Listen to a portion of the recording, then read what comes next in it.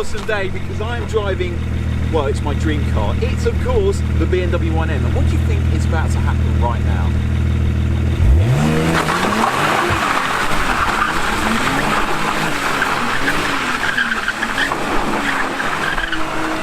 I'm absolutely excited today because, look at it. It's a BMW 1M. To me, the halo car. The car that I will one day buy and keep forever because it is just so special, from the story of it, how it was designed, how it was developed, and also the way it drives and the way it looks. Before I go for a drive in this gorgeous BMW 1M, I of course have to do a little plug and shout out to the clothing brand Reverse Canberra. It's associated to the channel, and yeah, go check it out. We do all sorts. We do caps, long sleeve t-shirts as well too, more for the motoring and biker enthusiasts. If you want a discount code, go check that out, SID10 in the links down below with Reverse Canberra. Anyway, back to the video of this gorgeous 1M.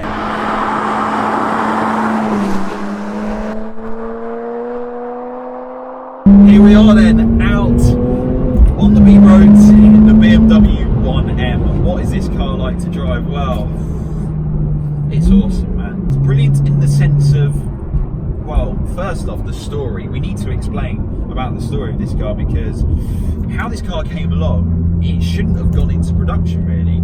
The story of the 1M started as a group of engineers who wanted to make a weekend project. They looked at the normal 1 Series Coupe and said, what happens if we whacked the axles from an E92 M3 and the differential, and we put the engine from the BMW Z4 35 IS and upped the boost a little bit for extra more torque? What would happen then? Would it be the baby M car we wanted?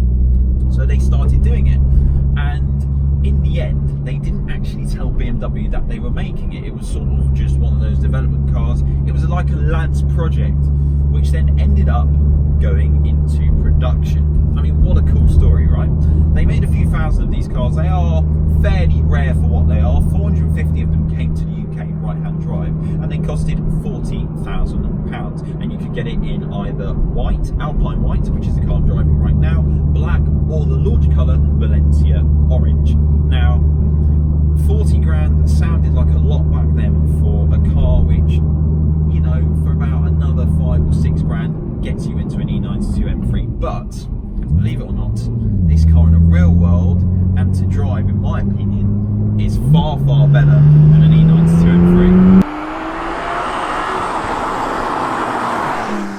When the reviews came out at the time, a lot of the journalists moaned the fact that this car had a turbocharged engine, which was sacrilege because it was the first BMW M car to have a turbocharged motor. The rest was naturally aspirated, like the E46s, the M5s, etc, etc. But you look back at it now and you drive it today, and obviously everything's turbocharged now. And this engine, this N54/6, yes, it's not a proper M engine, but it's awesome. The nature, the character of it, you know, you get it past 3,000 RPM, and those variable vane turbos give it that lovely stretchy boost. Once 60 happens in just under 5 seconds, and you're onto a limited top speed of 155 miles an hour. But it's the way it goes down the road that makes it so special, because this car, well, let's actually talk about the way this car looks, because in my eyes, it just looks like a 1 Series on steroids. It just looks tough. It's got this bulldog look about it that I just absolutely love, and the footprint on the road is unlike anything else. It just doesn't look like a production car, and it doesn't feel like a production car, and I mean that in a good way. This car has a very short wheelbase, and on the road to drive it in just a fluent manner, it's actually quite nice. The ride comfort is actually not too bad. It's stiffly sprung, of course, but it's actually got very good damping, and the steering's actually quite nice. It's quite quick as well off the rack, and you get decent feedback. You know, I give it like a solid 6 out of 10 for feedback. And also, to live with, you could daily this car all day long. You know, you look on the used car market at BMW 1Ms, and you see a lot of them having 80, 90, 100,000 miles on these. This particular car has covered 62,000 miles, so it's been on the low mile side for a car that's nearly 10 years old. But you've got all the lovely creature comforts. It's still a 1 Series at the end of the day, so these seats are really comfortable. You've got the BMW iDrive system as well too, which was an optional extra at the time, and so was the Harman Kardon sound system. You can actually spec it with nothing in here, just the radio, but I think if I had a 1M, I would have it with the iDrive and the Harman Kardon, because why not?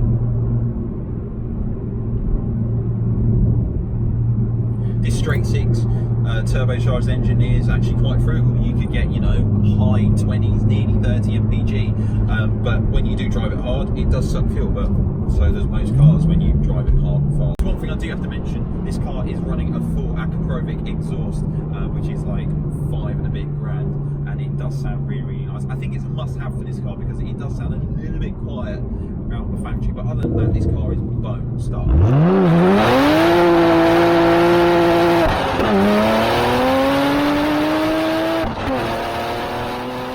So on the road, it's running these lovely Michelin Pilot Sport 4S's like most performance cars. It's brilliant in the wet, it can cut through water, and it helps with this car, but it can't really put the power down in the wet because sometimes out of second gear, it likes to just spin its rears up, and into third gear, it just loves to go down the road.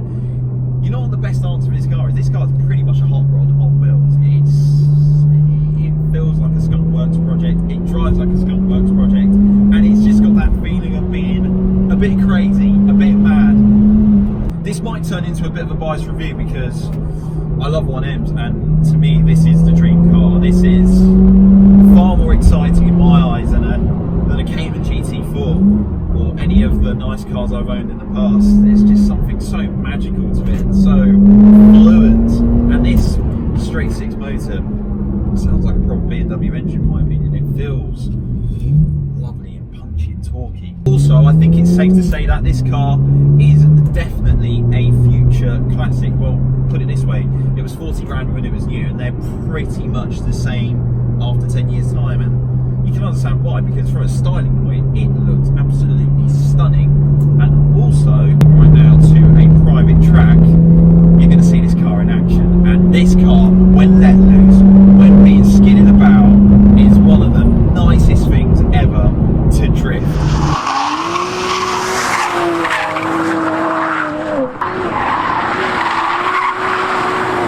When you take it somewhere loose like here, oh my word, doesn't it come to?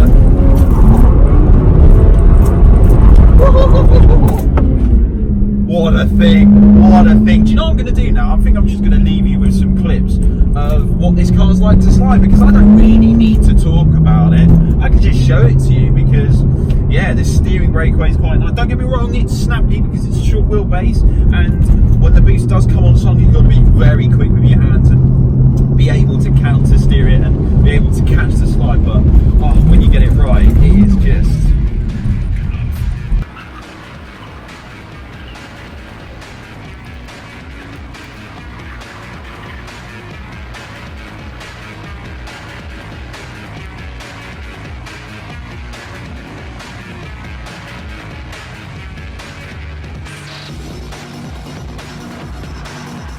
So then there you have it with this BMW 1M. As you can tell, I really like this car. In fact, I adore this car.